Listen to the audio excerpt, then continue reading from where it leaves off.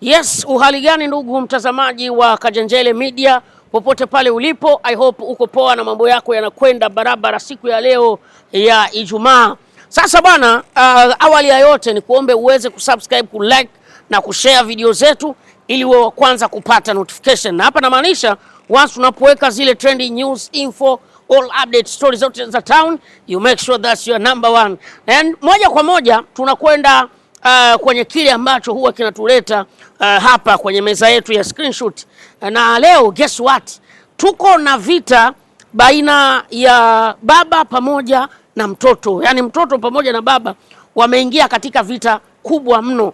Na vita hii imechagizwa na sakata la World Cup ambayo imeanza hivi karibuni. Sasa jambo ambalo limeshtua sana kwenye mitandao ya kijamii ni kitendo cha Rayvanny kuwa ameperform kwenye World Cup, kombe la dunia, ile countdown, na mara baada ya kuperform kuna maneno kadhaa yamezungumzwa. Amepewa support na Nora Fatei, FIFA World Cup hawakumention Rayvanny na nini. Sasa hayo yote sisi hayatushughulishi.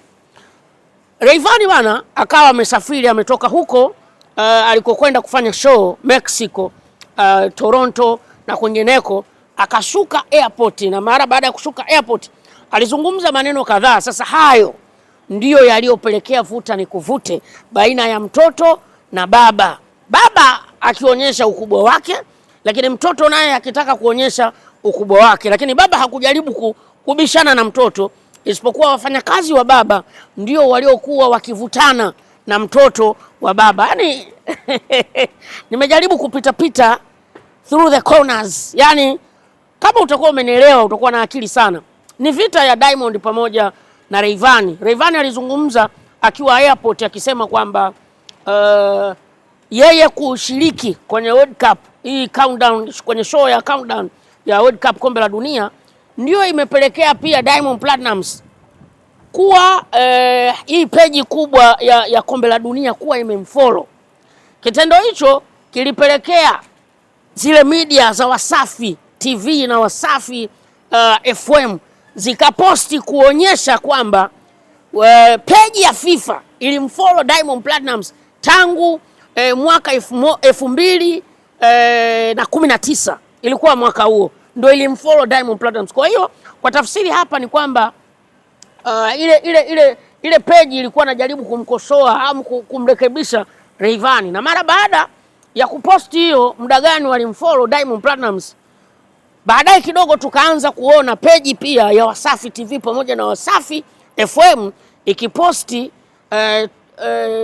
matembezi ama tour ya Diamond Platnumz ama kitendo cha Diamond Platnumz kuwa ameenda kwenye makumbusho Uswizi kule, kwenye makumbusho mbalimbali ambayo yanahusiana na kombe la dunia.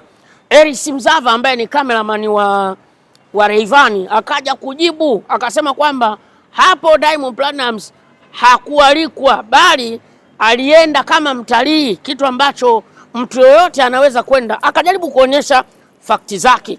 Sasa hili sio ambalo mimi limenisababisha nije hapa bwana.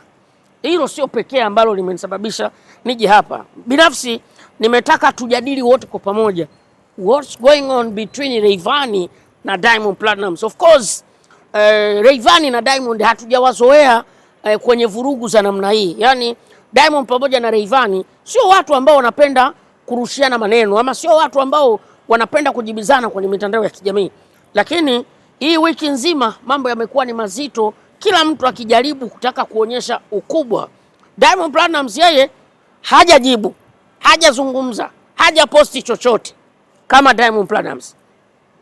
Lakini peji zake kupitia wale watu ambao wana manage social media za Diamond Platnumz, hawa ndio walioposti sasa kumprove wrong Rayvanny.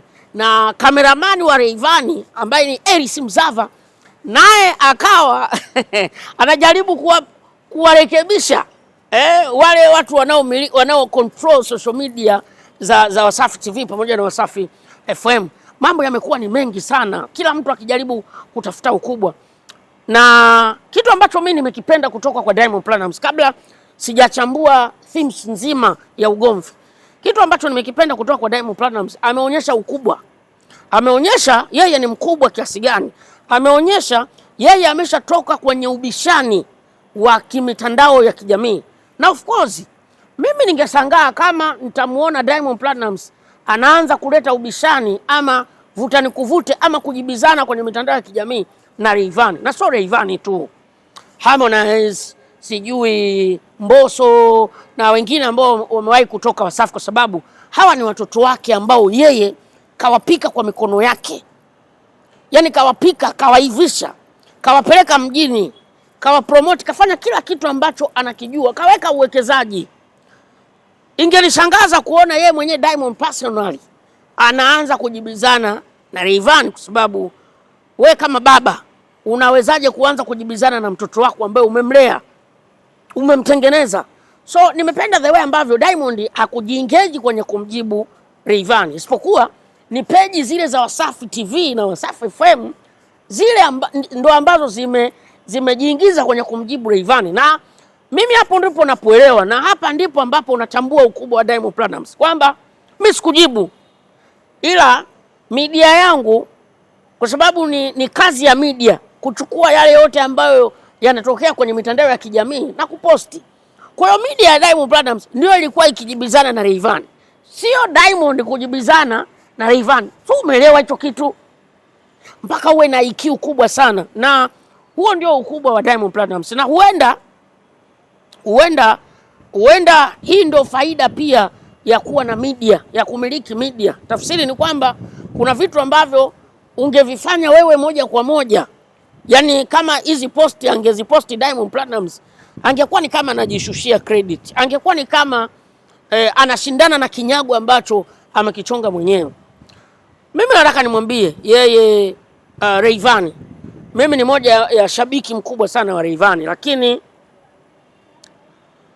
hatujamzoea Rayvanny huku ambako amekuanzisha. Yani Rayvanny sio mtu ambaye tulikuwa tunaweza kumuona anapurukushana kwenye mitandao ya kijamii. Ni nadra sana kumuona Rayvanny akiwa na purukushana. Of course alichokifanya Ellis Mzava ni kitu ambacho ni maelekezo kutoka kwa Rayvanny. Walichokifanya Wasafi TV kwa posti zile, walichokifanya Wasafi FM sio maelekezo ya Diamond Platnumz. Inawezekana wafanyakazi wanajaribu kumtetea au kupambana kwa ajili ya bosi wao. Of course hata Ellis Mzava unaweza ukaelewa kwamba ni mfanyakazi anajaribu kumtetea bosi wake, which is naona si sawa, kwa sababu Ellis Mzava ni cameraman. Kwa hiyo kungekuwa kuna mtu mwingine ambaye angeweza kudili na hii issue ambayo inaendelea, kuanzia Rayvanny namna alivyoongea kwenye akiwa pale airport na nini na vitu vingine. So pia sikuona sababu ya Rayvanny baada ya kuwa ameshazungumza yale aliyozungumza pale airport, sikuona sababu. So wewe unaweza kuwa una maoni yako, unaweza kuwa una busara zako, unaweza kuwa una fakti zako.